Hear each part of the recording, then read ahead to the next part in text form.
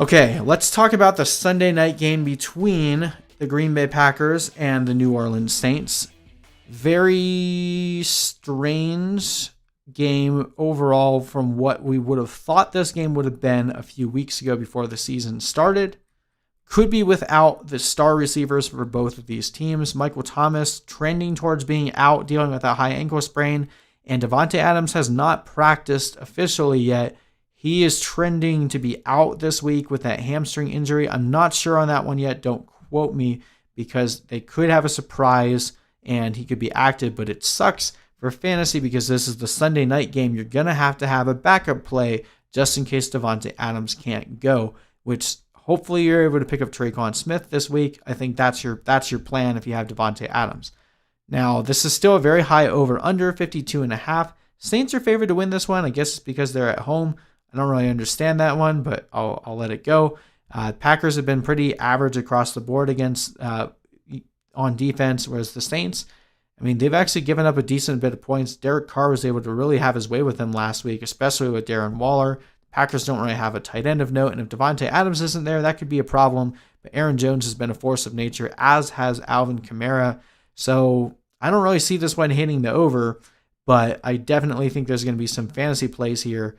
Of course, you're going to start Adams if he plays because, based on the report, he could have come back into that game last week. So that's why I'm surprised that he's trending towards being out at this point. So maybe they were lying in terms of him being able to come back in last week, but don't be surprised if he ends up being active. And if he's active, I'm still playing him. If Adams is out, I think you can throw a spot start on MVS or Lazard just because Rodgers has to throw to someone. But this could be a rough outing for the Packers pass game. It's hard to bench Rodgers at this point because he's just been playing lights out, and someone is going to score points there if Rodgers is playing well. Probably not going to only be Aaron Jones, but maybe.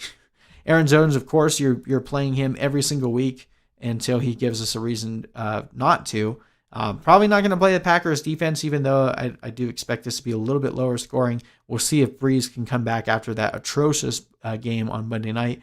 Not playing Jamal Williams here. On the Saints, of course, you're playing Alvin Kamara. You're going to play Jared Cook. And I think Tre'Quan Smith is a pretty good start this week with Michael Thomas trending towards out. He looked much better than Emmanuel Sanders last week. Like, Emmanuel Sanders looked like dust. So we'll see what Tre'Quan Smith can do this week, but I think he's definitely worth a flex play, especially if you have Adams. Gives you a really nice pivot option in case Adams is ruled out later in the day, because this is a Sunday night game. You need to kind of have that backup plan. Tre'Quan Smith gives you a really good backup plan.